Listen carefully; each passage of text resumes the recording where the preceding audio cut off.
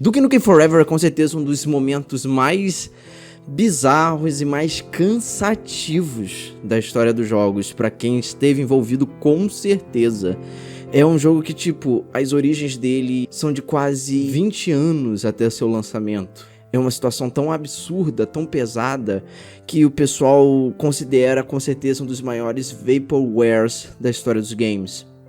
E até hoje é uma mística que, mesmo depois de lançado, todo mundo sente que não lançou de verdade. Sente que o jogo que todo mundo esperava lá em 2001 não saiu de verdade. Tanto que até acabou vazando recentemente, tem muitos fãs tentando refazer o de 2001. E no vídeo de hoje eu vou falar uma história clássica dos games, que é a história do desenvolvimento aí super difícil e super complicado do Duke Nukem Forever. E dessa vez eu vou falar com detalhes indo desde 1994 até 2025.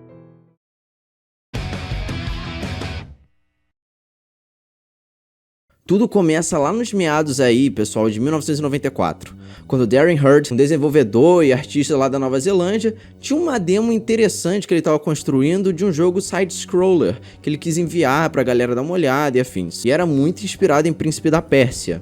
Aí ele foi lá e enviou essa demo para o pessoal da Apogee Software, que no futuro vocês conheceriam como a 3D Realms. E eles ficaram interessados naquela demo, acharam bem maneiro e tal, e em seguida chamaram aquele projeto de Duke Nukem Forever. 4 Eva, né? Meio que uma referência a Forever, fazendo uma brincadeira de palavras, né? Enquanto eles desenvolviam o Duke Nukem 3, que se tornaria o Duke Nukem 3D. A trama do jogo era uma subtrama lá, mostrando lá o Duke se apaixonando por uma mulher chamada Eva, né? Para Eva, Forever. Entendeu? Um joguinho de palavras. Então, desde o início, do que dizem, né? Teria esse nome assim. Mas isso é algo dito por um dos desenvolvedores. Já o George Broussard, que vai ser um cara que vai ser um problemaço nesse projeto, vai ser um problema absurdo, que eu fico até irritado pensando no nome dele. Eu amo o George, eu amo as criações dele, mas o cara é difícil de desenvolver jogo.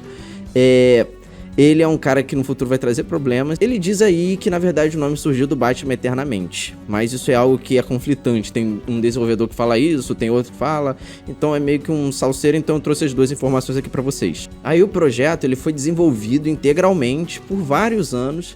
O pessoal da Apple aceitou, achou legal. Eles continuaram desenvolvendo o game até mais ou menos 1996, quando eles decidiram focar mais no Duke Nukem 3D. Aí o Duke Nukem 3D lançou, foi aquele sucesso maravilhoso, um dos melhores jogos da história da humanidade, e meio que deixaram de lado essa ideia, mas chegaram a mexer aqui e ali em 96 ainda, tá, pessoal? Tanto que a gente tem uma demo que acabou vazando uns tempos atrás do Duke Nukem Forever, né, que é de 1996. Nesse caso aí tem um gráfico mais Donkey Kong Country, ainda é um jogo side-scroller, estilo o Duke Nukem 1, Duke Nukem 2, mas tem uma vibe muito mais realmente de gráficos pré-renderizados.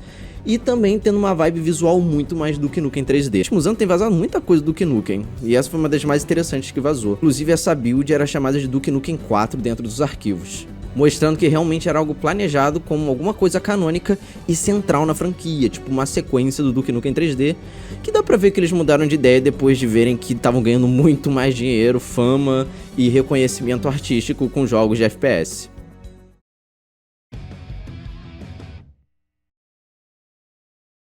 E em 96, o projeto começa a ser desenvolvido pela minha amadíssima, meu ganha-pão hoje em dia junto do YouTube, a engine do Quake 1.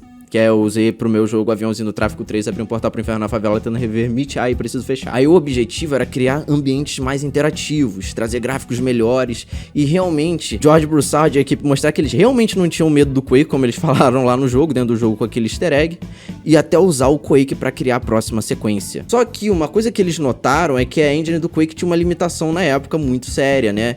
Que até eu já senti enquanto eu usei lá no Aviãozinho do Tráfico 3. Você criar cenários expansivos é mais difícil, porque o Quake C tem certas limitações. Você tem que fazer certas modificações na base da engine e na base da estrutura do seu mapa para permitir mapas mais expansivos. Mas é uma engine que eu imagino que nos anos 90 não estava preparada para uma otimização de mapas maiores. Eles chegaram a testar, fazer até a utilização de voxel no projeto, mas eles viram que realmente era muito melhor eles usarem outra engine. E também outra coisa que decidiu eles a tentarem modificar, criar algo mais expansivo, e algo que até afetaria o projeto no Quake 2, é a questão muito séria eles terem visto um mapa de represa pro Duke Nukem 3D e terem achado, pô, isso aqui é muito maneiro. Só que era um mapa grande pra caramba e era algo difícil deles replicarem. Então eles decidiram, pô, a gente tem que achar uma engine que dá pra replicar essa ideia.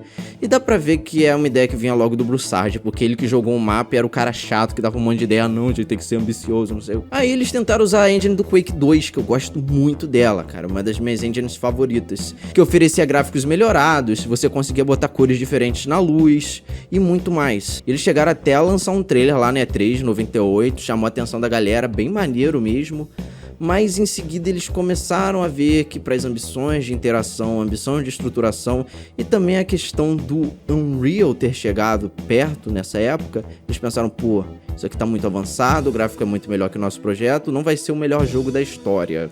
Esse que é o problema que os caras tinham, né? Muita ambição. Então eles pensaram, pô, vamos licenciar a Unreal Engine e vamos fazer o projeto de novo aí. Então, rebootaram, começaram do zero de novo, um projeto que estava desde 94 em 98, 99.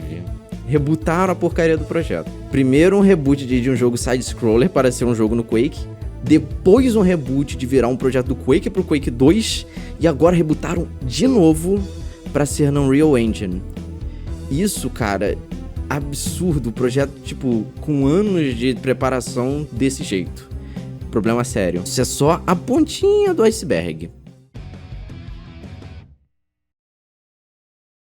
Isso nos leva aí a 98 a 2002, que é com certeza a era que o jogo mais ficou hypado e que todo mundo pensava que ia ser o melhor jogo da história. Com o Unreal Engine eles conseguiram dar uma moral mesmo, fez uma mudança legal. Eles conseguiram tornar os NPCs mais interativos, com realmente expressões faciais muito legais, até hoje é muito maneiro de ver as expressões faciais do projeto.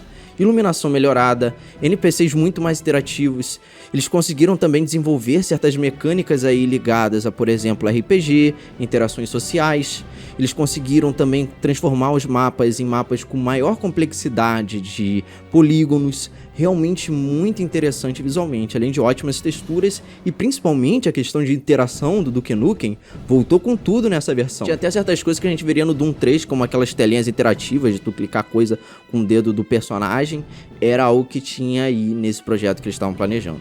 Com certeza o Duke Nukem Forever dessa versão é o que mais chamou a atenção da galera e que até hoje todo mundo comenta mesmo.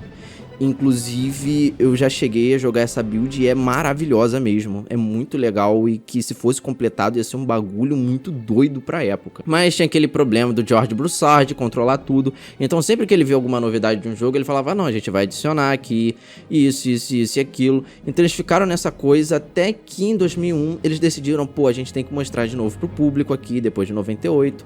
Depois de fazer algumas previews em revista, em alguns tempos antes, eles chegaram, fizeram um trailer que literalmente todo mundo fala, foi o maior trailer da E3 de 2001. Todo mundo só falava disso. Era um trailer com interações absurdas, uma sensação de ação incrível, personagens com expressões faciais revolucionárias jamais vistas em nenhum outro jogo na indústria e realmente uma sensação que o Duke Nukem era um herói de ação pica, brabo mesmo. Então era um negócio impressionante e que todo mundo tava muito hypado, todo mundo achava que ia ser o melhor jogo de todos mesmo. Só que aí a gente viu no final do trailer o problema do Broussard, que era o when it's done. Aquele pensamento, vou terminar só quando estiver pronto. Não botava nenhum tipo de amarra pra pensar, pô, esse projeto aqui tem que ser feito, tem que ser finalizado, isso aqui é um produto, tem dinheiro sendo investido. Então ele só teve aquele pensamento, não, a gente vai fazer um jogo perfeito, não sei o que lá. E aí ficou nisso. E ele tinha esse pensamento também, bateu os anos 2000, o cara tinha um pensamento de desenvolvimento dos anos 90, de equipe pequena, sendo que, tipo, o projeto que eles estavam fazendo precisava de uma equipe grande, sendo que era uma equipe de pouquíssimas pessoas desenvolvendo Forever. Não tinha o tamanho suficiente para a ambição que se tinha.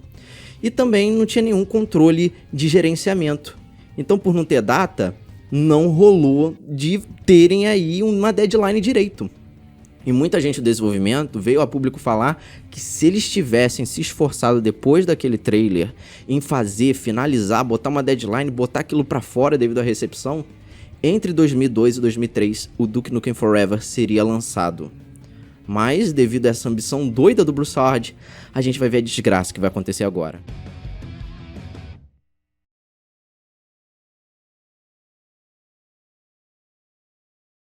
Entre 2002 até 2006, o que segurou a 3D Realms foram outros projetos. Por exemplo, o grandioso Max Payne fez um sucesso inesperado, né? O que salvou a empresa de entrar em dificuldades financeiras. E também tinha outros pequenos projetos, como Duke Nukem Manhattan Project e outros aí que seriam lançados mais à frente, como Prey. Só que, pessoal, muita gente pensava, pô, esse Duke Nukem Forever, se lançar em breve eu vou adorar. E já tinha pré-venda, já teve gente que fez pré-venda, tem gente que esperou anos pra receber o jogo, né? Até o lançamento, né? Mas nessa época já tinha feito a pré-venda. E o que acontece? O George Broussard, irmão, ele começou a ver novidades da indústria pra colocar no projeto, até que ele viu que foi um dos maiores problemas do projeto. Que ele viu o Doom 3. Iluminação maravilhosa, per pixel, permitia realmente sombras melhoradas. Também viu a questão do normal mapping, né, que permitia relevo nas texturas. A questão do bump mapping também. E aí ele viu tudo aquilo e pensou, pô, nosso projeto tem uma cara mais ultrapassada, né, não tem essas paradas, então vamos adicionar. E o pessoal do projeto, ao fazer isso, até conseguiu, eles fizeram uma ferramenta que conseguiu converter rapidamente pra, modificar os gráficos pra isso, mas, tinha um problema muito sério. Isso causou a iluminação dos cenários a ficar totalmente destroçada. Eles precisavam fazer a iluminação do projeto inteira novamente. E também as texturas não foram preparadas para isso e nem os modelos foram pensados numa estrutura de normal mapping. Então não era um modelo pensado em relevo, construir relevo. Então caducou o projeto inteiro, velho. E aí eles foram até tentar reconstruir com o que eles já tinham em mãos, mas aos poucos eles foram precisando reimaginar modelos, reimaginar um monte de coisa, e aí o projeto tecnicamente sofreu de novo um soft reboot depois disso. E além do mais, o George Broussard parecia mais doido do que nunca nesse período, pedindo pra adicionar um monte de coisa. Por exemplo, quando chegou Half-Life 2, ele viu, nossa, tem negócios aí de física, a gente vai adicionar aqui uma coisa aqui de física no jogo pra ficar tipo Half-Life 2. Não era nada a ver com a vibe do projeto, literalmente desestruturava, era um puzzle nada a ver. Então começou realmente a ficar algo super desestruturado. E era tão mal planejado que eu acho que pelo menos eles não erraram numa coisa que era mudar de engine de novo. Mas ao mesmo tempo, continuaram com Unreal Engine 1. Nessa época já tava a 2, né? Então eles tiveram que voltar, pegar um monte de coisa da 2 e de outras engines que estavam em alta no momento e portar para Unreal Engine 1. Então começou a ficar um salseiro do cacete na engine, misturando um monte de coisa que não era esperado para aquela engine da época. E eles nunca mais mudaram, inclusive. O absurdo isso e ao mesmo tempo impressionante. E a cada E3 os fãs esperavam algo novo, mas não recebiam nada. No máximo, às vezes soltava alguma screenshot ou alguma informação com as mudanças gráficas e afins. E em 2004 eles chegaram até a fazer um trailer novo, mas ele não foi divulgado, velho. Então tava uma situação muito ruim de não saber o que ia acontecer com esse projeto, tava demorando muito. Cada setor, velho, trabalhava isoladamente, não tinha nenhuma comunicação direito. Não tinha uma integração real entre níveis, IA e sistemas, era um caos mesmo. E ficou assim até 2006, velho, realmente uma vergonha. Começaram a perder membros chaves da equipe porque o pessoal começou a pensar, pô, isso aqui não vai sair, eu tenho coisa melhor pra fazer, eu não quero ficar só com o Duke Nukem Forever no meu currículo, né? Então começou a dar problemas de moral dentro da equipe, porque o pessoal pensava, pô, isso aqui não vai sair nunca, eu quero realmente um currículo melhor, então tchau.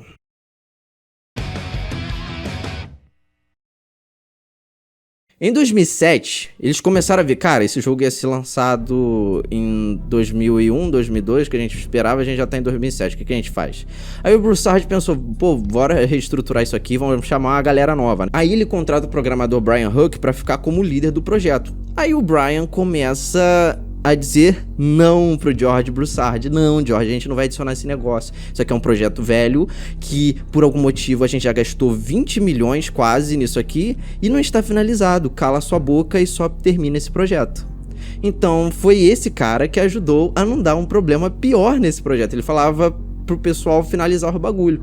Aumentou a moral da equipe, o pessoal viu, pô, finalmente isso aqui não é mais comandado por um lunático que quer adicionar tudo da história dos jogos num game. E aí foi seguindo assim. Eles conseguiram finalmente fazer uma demo interna pra Take-Two, que naquele momento era a cabeça do projeto. E no final de 2007, finalmente o novo teaser é publicado, mostrando aliens, mostrando novos ambientes, os gráficos mais avançados. Era algo que realmente animou a galera e pensou, pô, vamos ver se sai mesmo esse bagulho, né? Não acredito muito, mas vamos ver. E em 2008, cara, os custos já tinham ultrapassado 20 milhões de dólares. Isso fez o pessoal simplesmente ficar absurdo, o pessoal da Take-Two super irritado. O pessoal do desenvolvimento também, porque pô, o projeto não tinha sido lançado, não tinha nenhuma data de lançamento direito e tava custando pra caramba. E durante esse período eles tentam criar, né, a tal da Duke Nukem Trilogy, né, que é pra portáteis, aquele Critical Mass, aquele do PSP que vazou recentemente também. E também tava aquele plano do Duke Nukem Begins, que ia ser feito pela Gearbox, mas que não foi muito pra frente, que era tipo uma piada com o Batman Begins, né, assim como o Batman Forever, né. Só que não foi pra frente, a Gearbox tava fazendo e tal. Só que aí tem uma hora que as contas batem, né, pessoal? Depois de muita tentativa de conversar com a Take-Two pra ver se dava pra resolver a situação, a Take-Two simplesmente falou, dane-se vocês, eu quero que vocês vão pro quinto dos infernos, vocês gastaram 20 milhões e não lançaram isso, a gente não vai mais financiar vocês. E aí o George tentou pagar do próprio dinheiro dele pra continuar a 3D Realms por um bom tempo, mas não conseguiu manter e aí o projeto foi de Vasco, né? Esperado, né? E aí, depois disso, pra não morrer o projeto, o pessoal da Gearbox falou, pô, vamos tentar finalizar isso aí e tal. Aí chegou lá o Randy Pitchford. Chegou o Randy Pitchford pra tentar resolver a situação. Acabou que alguns funcionários, né, que estavam no desenvolvimento da 3D Realms, criaram a Triptych Games, né, e foram desenvolvendo o Duke Nukem Forever que a gente conhece hoje. Modificaram muito da estrutura, cortaram uma pancada de conteúdo e modificaram a história para algo bem mais juvenil comparado ao que o George Broussard queria. Se tornou um jogo quase diferente, reimaginado com a estrutura de fases. E aí, depois de um bom tempo, depois de muita espera, finalmente, em 2011, chega o Duke Nukem Forever. O jogo fracassa, é mal falado pela crítica. É um jogo que o pessoal acha bem mais ou menos. Não valeu a pena a espera de quase 20 anos desde o começo do desenvolvimento lá em 94. Então, é uma das histórias mais tristes da história dos games. E vou ser sincero com vocês, um dos meus maiores medos na vida é o passar do desenvolvimento de um jogo que, tipo, dure muito tempo. Perfeição é inimiga da perfeição. Então, tomem muito cuidado quando vocês forem criar jogos e não façam essa cagada. Porque senão pode ferrar a vida de vocês e de outras pessoas envolvidas num projeto com vocês. Tenham consciência que dinheiro não cresce em árvore e que às vezes é melhor você segurar o seu tranco, porque senão você pode fazer um jogo que demore quase 20 anos pra fazer, fracasse e faça até seus amigos ficarem com o portfólio todo ferrado por sua culpa, entendeu? Mas na minha opinião pessoal, o Duke Nukem Forever é um jogo sim maneirinho de jogar, mas que eu imagino que na época recebeu notas tão ruins porque era um game que tinha um hype absurdo, não pagou o hype dele, não se pagou direito também, os custos de produção, e foi isso, né, pessoal?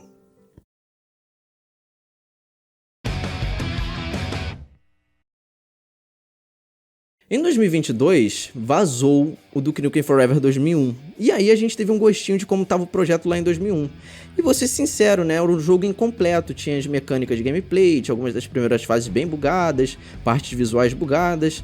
E era uma versão até antes desse trailer da E3. Então tinha até coisa do trailer meio bugadinhas. Muito legal a jogabilidade, já estava bem polida pra época. Só faltava realmente alguém pra botar o pau na mesa e falar, ó, a gente vai finalizar isso aí. Comecem a criar fases e criar história, entendeu? Faltou alguém pra fazer isso mesmo. Eu me vejo num projeto desses, com um editor de mapas, conseguindo completar isso. Falando pra um cara do roteirista do projeto, ó, faz a base disso aí, faz as cenas. Consigo me ver completando um projeto desse, com uma equipe competente, uma equipe também que não era a quantidade que eles tinham direito pra um projeto daquele tamanho. Precisava contratar uma galera, pelo menos mais umas 20 pessoas, ou 30, até 2002 ou 2003 no máximo. Então foi muito uma questão de ambição, uma questão de não respeitar tempo e que hoje os fãs estão fazendo no tempo livre deles, né? Tem vários projetos aí do Duke Nukem Forever bem legais que eu recomendo vocês darem uma olhada, bem divertidos e que cada um tem o seu estilo, né? Então realmente Duke Nukem Forever pode ser que algum dia saia de verdade o que a gente quer ver.